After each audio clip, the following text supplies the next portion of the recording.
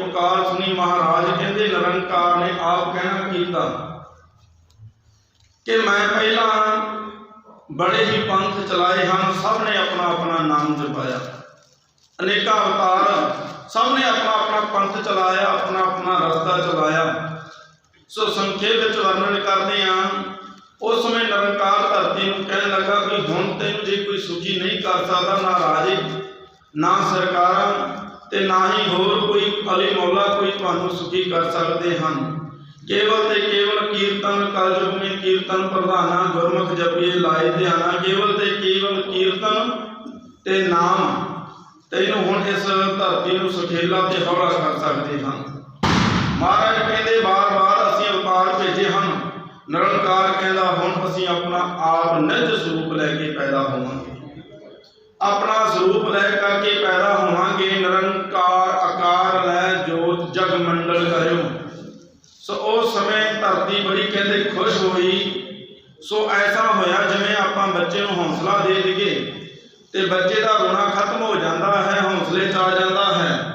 ते धरती कहते उस समय ऐसे हौसले विच आई कि इस बनस्पति फिर हरी भरी हो गई।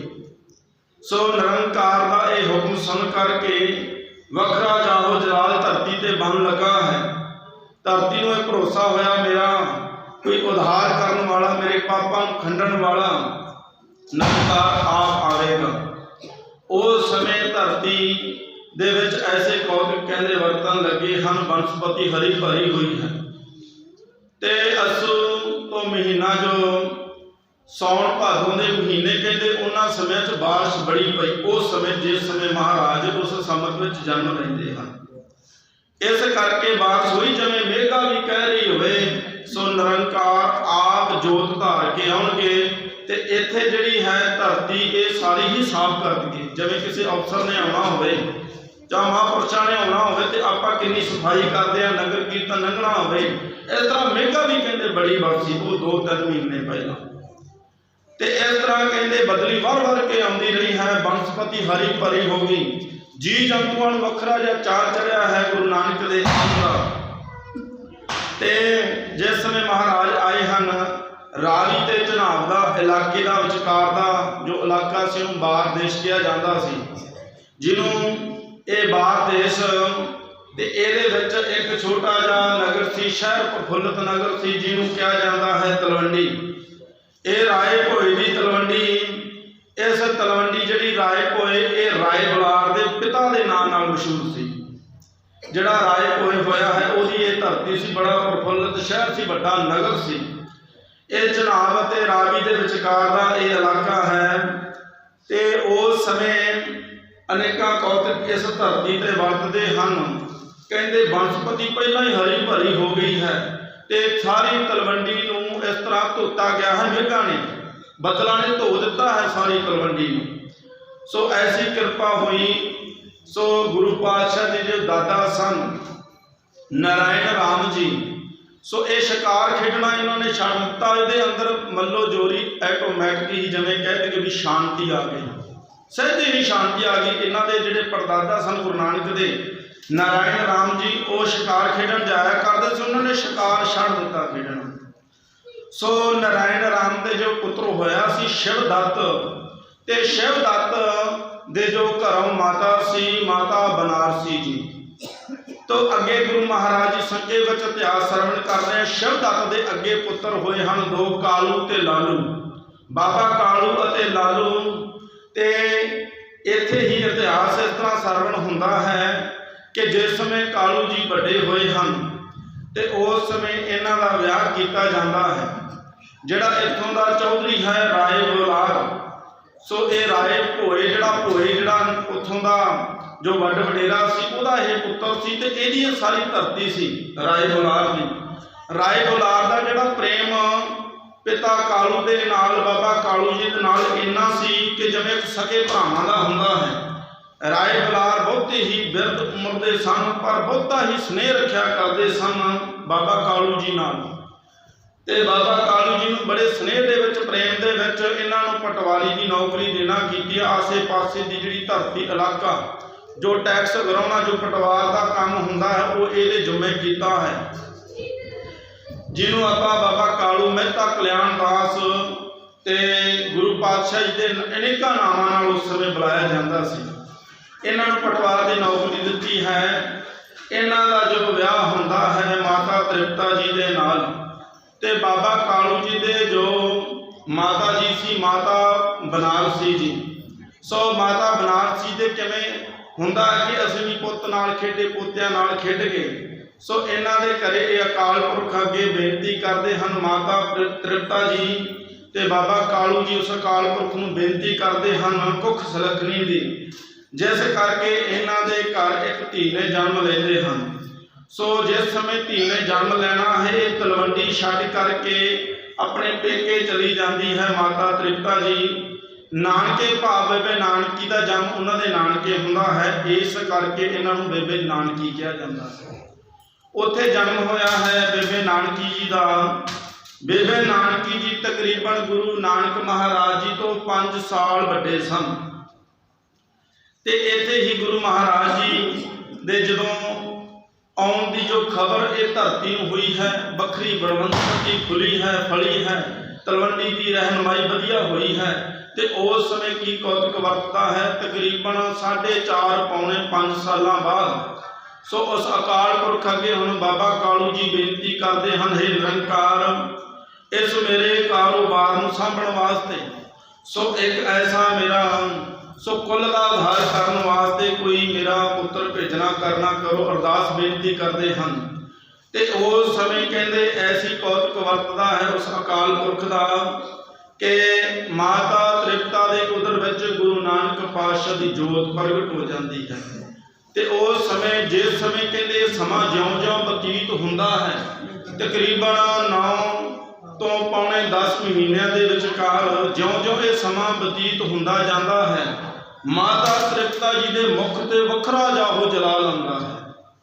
ਕਿਉਂਕਿ ਜਦੋਂ ਦੇਖੀਏ ਕੋਈ ਇਸਤਰੀ ਬੱਚੇ ਨੂੰ ਜਨਮ ਦਿੰਦੀ ਹੈ ਉਹਦਾ ਆਪਣਾ ਰੂਪ ਗਵਾਚ ਜਾਂਦਾ ਹੈ, ਪਰ ਕਹਿੰਦੇ ਮਾਤਾ ਤ੍ਰਿਪਤਾ ਦਾ ਐਸਾ ਰੂਪ ਸੋ ਦੂਣ ਸਵਾਇਆ ਹੋ ਰਿਹਾ ਹੈ। ਤੇ ਕਹਿੰਦੇ ਇਤਿਹਾਸ ਵਿੱਚ ਇਹ ਵੀ ਆਉਂਦਾ ਜਿਸ ਸਮੇਂ ਮਾਤਾ ਜੀ ਕਹਿੰਦੇ ਹਨੇਰੇ 'ਚ ਕਦੇ ਹੁੰਦੇ ਉਹਨਾਂ ਦਾ ਚਿਹਰਾ ਚਮਕਦਾ, ਤੇ ਗੁਰੂ ਪਾਤਸ਼ਾਹ ਦੀ ਮਹਾਨ ਜੋਤ ਉਹਨਾਂ ਦੇ ਪੇਟ ਵਿੱਚ ਅਕਾਲ ਪੁਰਖ ਦੀ ਮਹਾਨ ਨਿਰੰਕਾਰ ਦੀ ਜੋਤ। ਤੇ ਜਿਸ ਸਮੇਂ ਕਹਿੰਦੇ ਇਹ ਸਮਾਂ ਨਜ਼ਦੀਕ ਜਿਉਂ-ਜਿਉਂ ਆ ਰਿਹਾ ਹੈ, ਇਤਿਹਾਸ ਅਨੁਸਾਰ ਦੱਸਦੇ ਆ ਕਿ ਜਿੱਥੇ ਮਾਤਾ ਜੀ ਬੈਠਦੇ ਹਨ, ਜਿਹੜੇ ਕਮਰੇ 'ਚ ਬੈਠਦੇ ਹਨ, ਕਿਉਂਕਿ ਸੋ ਦਾਈ ਦੌਲਤਾਂ ਸੱਦੀ ਜਾਂਦੀ ਹੈ, ਹੋਰ ਦਾਸੀਆਂ ਸੱਦੀਆਂ ਜਾਂਦੀਆਂ ਹਨ, ਤੁਲਸਾਂ ਦਾਸੀ ਇਹਨਾਂ ਦੇ ਘਰ ਵਿੱਚ ਕੰਮ ਕਰਦੀ ਹੈ, ਤੇ ਮਾਤਾ ਤ੍ਰਿਪਤਾ ਜੀ ਜਿੱਥੇ ਬੈਠਦੇ ਹਨ ਉੱਥੇ ਵੱਖਰੀਆਂ ਹੀ ਸੁਗੰਧੀਆਂ। ਇੱਥੋਂ ਤੱਕ ਕਿ ਸਾਰੇ ਤਲਵੰਡੀ ਵਿੱਚ ਇਸ ਤਰ੍ਹਾਂ ਹੋ ਗਿਆ ਵੀ ਜਿਸ ਕਿਸੇ ਨੇ ਵੀ ਚੰਦਨ ਦੀ ਕਹਿੰਦੇ ਸਾਰੇ ਹੀ ਛਿੜਕਾਅ ਕਰ ਦਿੱਤਾ ਹੋਵੇ, ਜਿਵੇਂ ਆਪਾਂ ਸੈਂਟ ਛਿੜਕ ਦਈਏ ਤੇ ਸਾਰੇ ਹੀ ਮਹਿਕਾਂ ਆਉਣ ਲੱਗ ਜਾਂਦੀਆਂ ਹਨ। ਉਹਨਾਂ ਦਿਨਾਂ ਵਿੱਚ ਆਪਣੇ ਆਪ ਉਸ ਅਕਾਲ ਪੁਰਖ ਦੀ ਐਸੀ ਰਹਿਮਤ ਵਰਸੀ, ਸਾਰੇ ਪਾਸੋਂ ਇਹਨਾਂ ਖੁਸ਼ਬੂਆਂ ਆਉਣ ਲੱਗੀਆਂ ਹਨ। ਸੋ ਜਿਵੇਂ ਉਹਨਾਂ ਦੇ ਸਵਾਗਤ ਵਾਸਤੇ ਦੇਵੀ ਦੇਵਤੇ ਖੁਦ ਇਹ ਸੇਵਾ ਕਰ ਰਹੇ ਹਨ। ਸੋ ਜਿਸ ਸਮੇਂ ਨਿਰੰਕਾਰ ਪਾਤਸ਼ਾਹ ਗੁਰੂ ਨਾਨਕ ਮਹਾਰਾਜ ਜੀ ਦਾ ਕੁਝ ਕੁ ਦਿਨ ਪਹਿਲਾਂ ਹੀ ਉਸ ਸਮੇਂ ਦੌਲਤਾਂ ਦਾਈ ਜੋ ਇੱਕ ਮੁਸਲਮਾਨ ਔਰਤ ਹੈ, ਬਾਬਾ ਕਾਲੂ ਜੀ ਨੂੰ ਆ ਕਰਕੇ ਬੇਨਤੀ ਕਰਦੀ ਹੈ ਕਿ ਬਾਬਾ ਜੀ ਇਸ ਵਾਰ ਗੁਰੂ ਮਹਾਰਾਜ ਨੇ ਕਿਰਪਾ ਪੁੱਤਰ ਦੀ ਬਖਸ਼ੀ ਹੈ, ਸੋ ਬਖਸ਼ ਦੇਣੀ ਹੈ, ਸੋ ਆਪ ਕਿਰਪਾ ਬਖਸ਼ਣਾ। ਸੋ ਆਪ ਮੈਨੂੰ ਕੋਈ 4 ਮਣ ਦਾਣੇ ਦੇ ਦੇਣਾ, ਕਿਉਂਕਿ ਹੁਣ ਅੱਗੇ ਸਿਆਲ ਦੀ ਰੁੱਤ ਆ ਰਹੀ ਹੈ ਤੇ ਉਹਨਾਂ ਦਿਨਾਂ ਵਿੱਚ ਮੈਂ ਆਪਦੇ ਪੁੱਤਰ ਧੀਆਂ ਨੂੰ ਉਹ ਅੰਨ ਖਵਾ ਦੇਵਾਂਗੀ। ਕੋਈ ਕੱਪੜਾ ਮੋਟਾ ਲੈ ਦੇਣਾ, ਜਿਸ ਕਰਕੇ ਮੈਂ ਇਸ ਸਾਲ ਦੇ ਮਹੀਨੇ ਵਿੱਚ ਕੋਈ ਆਪਦਾ ਤਨ ਢੱਕ ਲਵਾਂਗੀ, ਕੋਈ ਪੈਸੇ ਵੀ ਦੇ ਦੇਣਾ। ਇਸ ਤਰ੍ਹਾਂ ਦੌਲਤਾਂ ਦਾਈ ਸੀ, ਬਾਬਾ ਕਾਲੂ ਨੂੰ ਪਹਿਲਾਂ ਹੀ ਹੱਸ ਕੇ ਸਿਫਾਰਿਸ਼ਾਂ ਕਰਦੀ ਹੈ ਆਪਣੀਆਂ ਕਿ ਇਸ ਤਰ੍ਹਾਂ ਮੇਰੀ ਸੇਵਾ ਕਰਨੀ। ਗੁਰੂ ਮਹਾਰਾਜ ਨੇ ਅਕਾਲ ਪੁਰਖ ਨੇ ਐਤਕੀ ਪੁੱਤਰ ਦੀ ਦਾਤ ਬਖਸ਼ਣੀ ਹੈ। ਸੋ ਦਾਸੀਆਂ ਬੜੀਆਂ ਖੁਸ਼ ਹਨ। ਸਮਾਂ ਜਿਉਂ-ਜਿਉਂ ਨਜ਼ਦੀਕ ਆਉਂਦਾ ਹੈ, ਐਸਾ ਕੌਤਕ ਵਰਤਣ ਲੱਗਾ ਹੈ ਕਿ ਉੱਥੇ ਉਸ ਸਮੇਂ ਦੀ ਕਹਿੰਦੇ ਜਦੋਂ ਰਾਤ ਆਈ ਹੈ ਸੁਲੱਖਣੀ ਰਾਤ, ਤੇ ਮਾਤਾ ਤ੍ਰਿਪਤਾ ਜੀ ਨੂੰ ਅੰਦਰ ਬਿਠਾਇਆ ਗਿਆ ਹੈ। ਸੋ ਬੇਬੇ ਨਾਨਕੀ ਜੀ ਵੀ ਬੜੇ ਖੁਸ਼ ਹਨ, ਗੁਰੂ ਨਾਨਕ ਮਹਾਰਾਜ ਜੀ ਦੇ ਵੱਡੇ ਭੈਣ ਬੜੇ ਖੁਸ਼ ਹਨ। ਤੇ जो बाबे कालू का पिता है शिवदत्त, उन्होंने कोल रहते हैं, अपनी झोली में रखते हैं। पिता कालू जी पटवार का काम सामते हैं। जिस रात की यह गल है उस समय कहते दासियां बुलाइया गई हैं। दौलतां दाई जो इस तरह बच्चे तो इस तरह जो काम कारज यही सी दाई का काम सी। दौलतां पहुँचती है उस कमरे दे विच। उस समय कहते तकरीबन रात तो अगला पहर शुरू होया है, जिस समय अमृत वेला तकरीबन 3:30 के विचकार का समा गुरु महाराज का ऐसा कौतुक वरतदा है। सो 8 दीवे जगाए जाते हैं। अजकल जिवें अनेका रोशनियां आपां जगाउंदे हां, सो बिजली का प्रबंध पहला नहीं सी, दीवे लालटना जगाईयां जांदियां सन।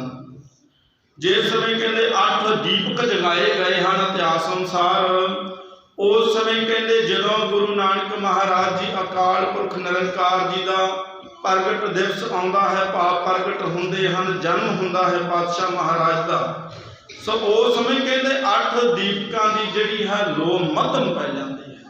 जिवें जिस करके जिवें देख लीजिए सूरज जदों निकलदा ते तारे जिहड़े हन छप जाते हैं, अंधेर पलवा अंधेरा चला जाता है।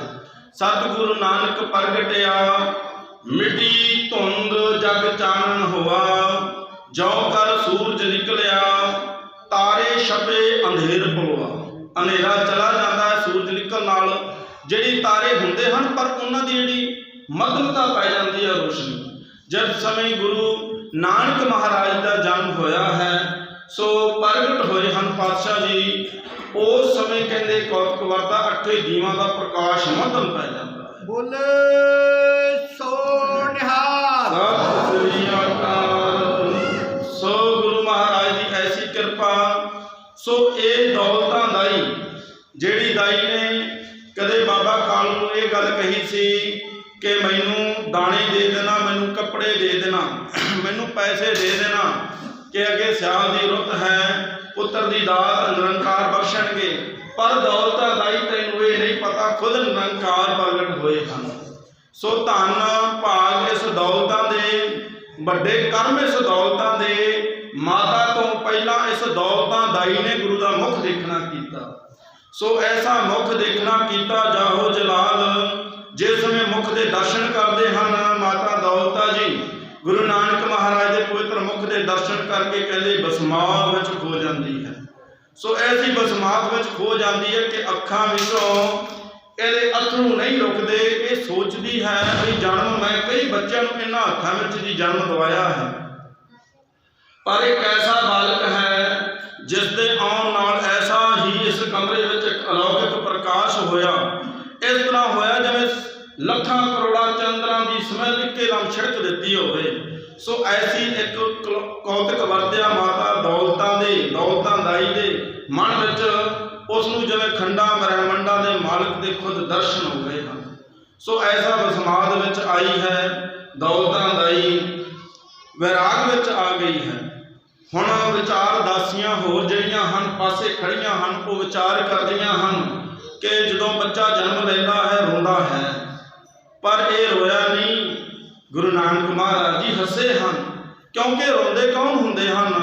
रोंदा बच्चा केवल उदों है जिस समय वो निरंकार तो टुटता है। उस टुटन करके 10वें द्वार तो वो सुरती टुटन करके इस माया जाल विच आउण करके वो पीड़ा हुंदी है।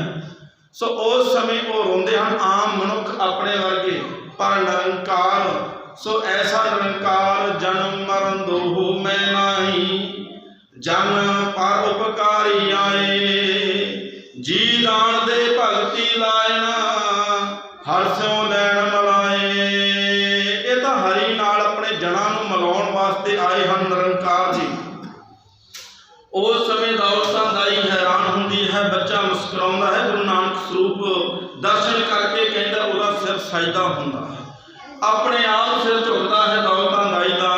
दासी बाहर आउंदी है, पिता कालू जी ते होर चाचा गुरु नानक पातशाह दे चाचा सन लालू जी ते इन्हां दे दादा शिवदत्त, दादी बनारसी जी ते बेबे नानकी जो उस समय 5 वरियां दी उमर से सारे ही इस खबर की उड़ीक वंश विच सन। दासां जिहड़ी तुलसा दासी आ करके सो खबर दिंदी है कालू नूं कि कालू जी तुहाडे घरे पुत्र की दात हुई है।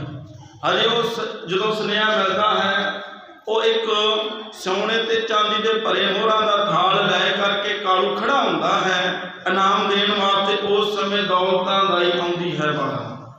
दौलतां दाई नूं बड़ा खुश होके अगे कहता है सो लो दौलतां चौड़ी करो तुसीं।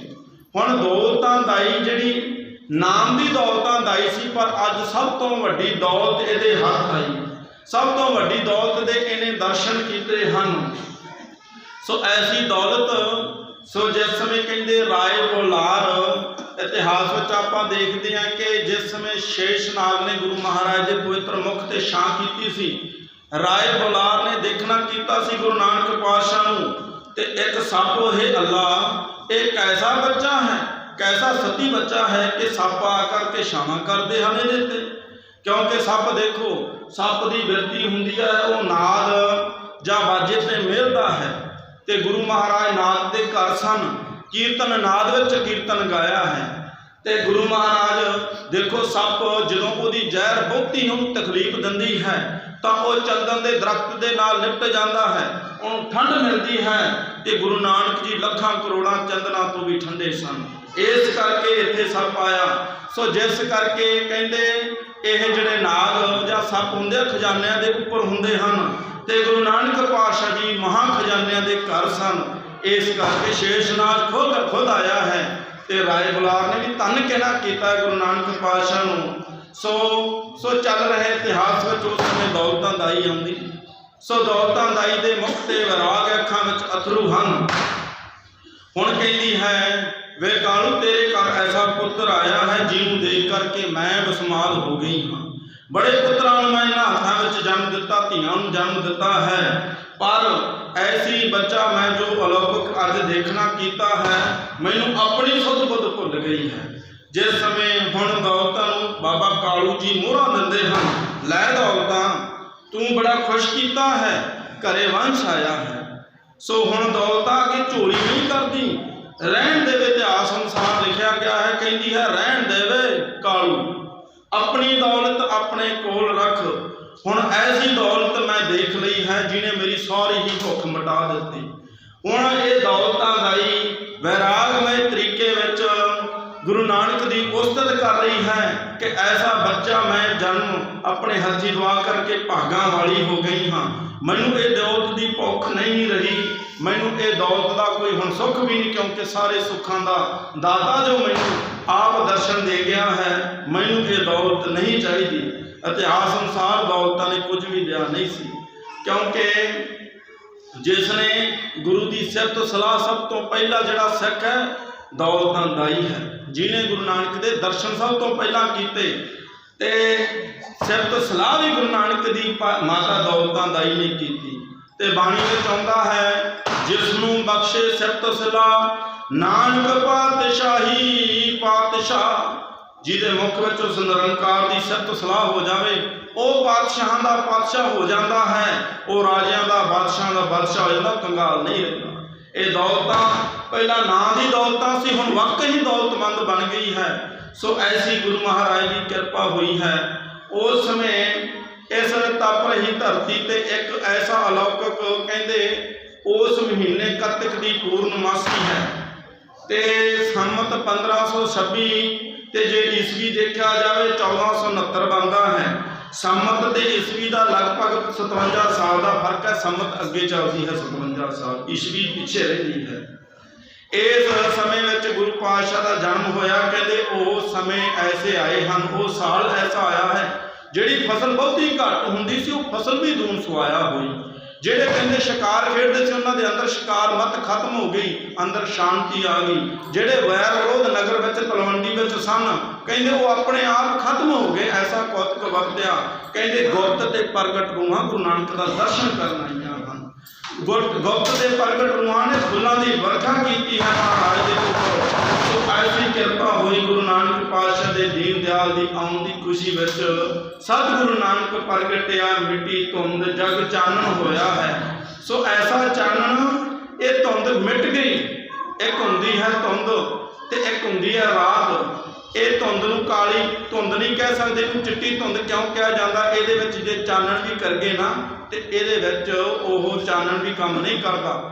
ਹਨੇਰੇ ਵਿੱਚ ਲਾਈਟ ਦਾ ਪ੍ਰਬੰਧ ਕਰਗੇ ਤਾਂ ਦੂਰ ਤੱਕ ਲਾਈਟ ਦੀ ਰੋਸ਼ਨੀ ਜਾਂਦੀ ਹੈ, ਧੁੰਦ ਵਿੱਚ ਅੱਗੇ ਦੇਖ ਲਓ ਜੋ ਕੋਈ ਲਾਈਟ ਵੀ ਕੰਮ ਨਹੀਂ ਕਰਦੀ। ਇਹ ਧੁੰਦ ਰੂਪੀ ਕੀ ਹੋ ਗਿਆ ਸੀ? ਕਿਹੜੀ ਧੁੰਦ ਮਿੱਟੀ ਹੈ? ਇਹ ਧੁੰਦ ਐਸੀ ਮਿੱਟੀ ਜਿਹੜੇ ਮੌਲਾ ਕਾਜੀ ਉਸ ਸਮੇਂ ਜਿਹੜੇ ਤਿੰਨ ਧਰਮ ਸਨ, ਹਿੰਦੂ ਮੁਸਲਮਾਨ ਤੇ ਜੋਗੀ ਮਤ ਸੀ, ਇਹ ਕਹਿੰਦੇ ਆਪਣਾ ਆਪਣਾ ਪ੍ਰਸਾਰ ਕਰਨ ਲੱਗ ਗਏ ਸਨ।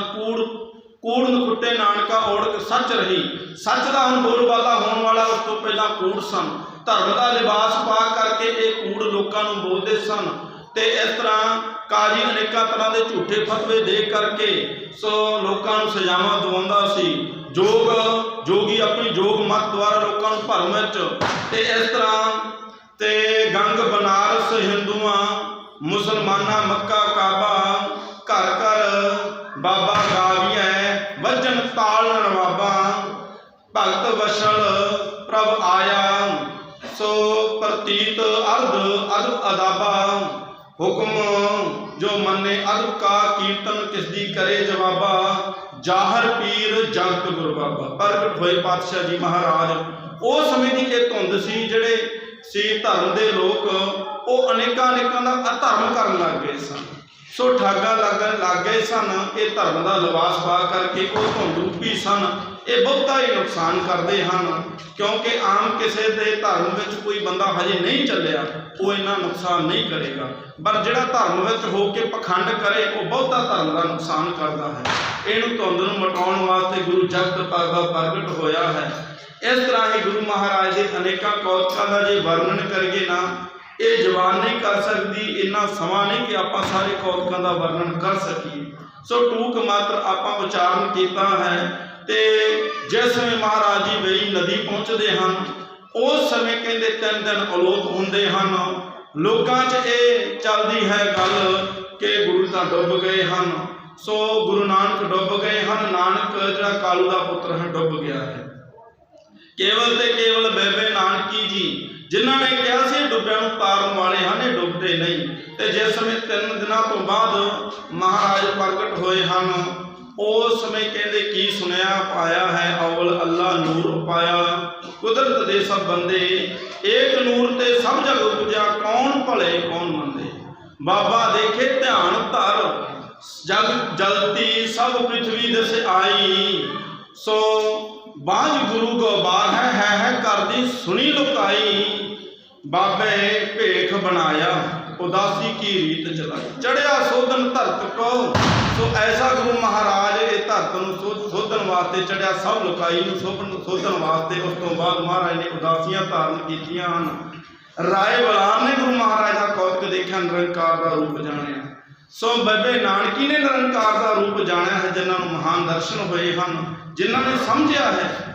ਬਾਬਾ ਕਾਲੂ ਜੀ ਆਪਾਂ ਦੇਖਦੇ ਹਾਂ 20 ਰੁਪਈਆ ਪਿੱਛੇ ਬਾਬਾ ਕਾਲੂ ਨੇ ਇਹਨਾਂ ਦੇ ਮੁੱਖ ਤੇ ਨਿਸ਼ਾਨ ਵੀ ਪਾਏ ਸਨ। ਉਸ ਸਮੇਂ ਰਾਏ ਬਲਾਰ ਨੇ ਝਿੜਕ ਕੇ ਕਾਲੂ ਨੂੰ ਕਿਹਾ ਸੀ ਨਾ ਵੇ ਕਾਲੂ ਇਸ ਤਰ੍ਹਾਂ ਨਹੀਂ, ਇਹਨੂੰ ਤੁਸੀਂ ਮਾਰਨਾ। ਇਸ ਤਰ੍ਹਾਂ ਹੀ ਜਦੋਂ ਨਾਨਕ ਜੀ ਮੇਰੀ ਤਲਵੰਡੀ ਵਿੱਚ ਜਿਉਂ-ਜਿਉਂ ਤੁਰਦੇ ਹਨ ਤੇ ਮੈਨੂੰ ਇਉਂ ਲੱਗਦਾ ਹੈ ਮੇਰੀ ਤਲਵੰਡੀ ਹਰੀ ਭਰੀ ਹੁੰਦੀ ਹੈ ਨਾਨਕ ਦੇ ਤੁਰਨ ਨਾਲ। ਇਹਨਾਂ ਦੇ ਮੁੱਖ ਤੇ ਤੁਸੀਂ ਨਿਸ਼ਾਨ ਨਹੀਂ ਪਾਏ, ਮੇਰੇ ਮੁੱਖ ਤੇ ਪਾਏ ਹਨ। ਇਹ ਰਾਏ ਬਲਾਰ ਜਿਹੜਾ ਉੱਥੋਂ ਦਾ ਚੌਧਰੀ ਸੀ, ਜਿਹਦੀ ਧਰਤੀ ਸੀ, ਇੰਨਾ ਪ੍ਰੇਮ ਸੀ ਗੁਰੂ ਨਾਨਕ ਪਾਤਸ਼ਾਹ ਦੇ ਨਾਲ। ਧੰਨ ਗੁਰੂ ਨਾਨਕ ਪਾਤਸ਼ਾਹ ਜੀ ਦਾ ਪ੍ਰਗਟ ਦਿਵਸ ਹੈ। ਕਿਉਂਕਿ ਸਮਾਂ ਮਹਾਂਪੁਰਸ਼ਾਂ ਨੇ ਵੀ ਲੈਣਾ ਹੈ। ਗੁਰੂ ਮਹਾਰਾਜ ਦੀ ਵਡਿਆਈ ਜਿੰਨੀ ਕਰ ਲਈਏ ਉਨੀ ਥੋੜੀ ਹੈ। ਗੁਰੂ ਮਹਾਰਾਜ ਜੀ ਕਿਰਪਾ ਬਖਸ਼ਣ। ਇਤਿਹਾਸ ਮਹਾਰਾਜ ਨੇ ਆਪ ਸਰਵਣ ਕਰਵਾਇਆ ਹੈ। ਟੂਕ ਮਾਤਰ ਜਿੰਨੀ ਸਮੱਤ ਦਿੱਤੀ ਹੈ। ਅੱਜ ਪ੍ਰਗਟ ਦਿਵਸ ਹੈ, ਮਹਾਰਾਜ ਕਿਰਪਾ ਬਖਸ਼ਣ। ਜਿਸ ਤਰ੍ਹਾਂ ਉਸ ਤਰ੍ਹਾਂ ਧੁੰਦ ਮਿਟ ਗਈ ਸੀ, ਸਾਡੇ ਵੀ ਗਿਆਨ ਰੂਪੀ ਹਿਰਦਿਆਂ ਵਿੱਚੋਂ ਧੁੰਦ ਗੁਰੂ ਮਹਾਰਾਜ ਜੀ ਖਤਮ ਹੋਵੇ, ਗਿਆਨ ਦਾ ਚਾਨਣ ਬਣੇ, ਕਿਉਂਕਿ ਗਿਆਨ ਬਿਨ ਸਦਾ ਹੀ ਹਨੇਰਾ ਹੈ। ਗੁਰੂ ਮਹਾਰਾਜ ਜੀ ਕਿਰਪਾ ਬਖਸ਼ਣ। ਗੁਰੂ ਗ੍ਰੰਥ ਜੀ ਨਾਲ ਜੋੜ ਅਸੀਂ ਬਾਣੀ ਤੇ ਬਾਣੇ ਦੀ ਧਾਰਨੀ ਹੋ ਗਏ। ਗੁਰੂ ਮਹਾਰਾਜ ਜੀ ਕਿਰਪਾ ਬਖਸ਼ਣ। ਇੰਨਾ ਕੁ ਗੁਰੂ ਮਹਾਰਾਜ ਨੇ ਇਤਿਹਾਸ ਸਰਵਣ ਕਰਵਾਇਆ। ਇਤਿਹਾਸ ਸਰਵਣ ਕਰਦਿਆਂ ਅਨੇਕਾਂ ਭੁੱਲਾਂ ਹੋ ਜਾਂਦੀਆਂ ਹਨ। ਗੁਰੂ ਮਹਾਰਾਜ ਸਾਧ ਸੰਗ ਬਖਸ਼ਣ ਯੋਗ ਹੈ, ਭੁੱਲਾਂ ਚੁੱਕਾਂ ਦੀ ਖਿਮਾ। ਗੁਰਫਤਿਹ ਸਾਂਝੀ ਕਰਗੇ। ਵਾਹਿਗੁਰੂ ਜੀ ਕਾ ਖਾਲਸਾ, ਵਾਹਿਗੁਰੂ ਜੀ ਕੀ ਫਤਿਹ। ਹੁਣ ਕੁਝ ਕੁ ਸਮਾਂ ਬਾਬੇ ਕਾਰ ਸੇਵਾ ਵਾਲੇ ਉਸ ਅਕਾਲ ਪੁਰਖ ਦੀ ਉਸਤਤ ਵਿੱਚ ਵਡਿਆਈ ਵਿੱਚ ਲਾਉਣਗੇ। ਸੋ ਇਕਾਗਰਤਾ ਭਾਈ ਬਣਾ ਕੇ ਰੱਖਣਾ। ਵਾਹਿਗੁਰੂ ਜੀ ਕਾ ਖਾਲਸਾ, ਵਾਹਿਗੁਰੂ ਜੀ ਕੀ ਫਤਿਹ।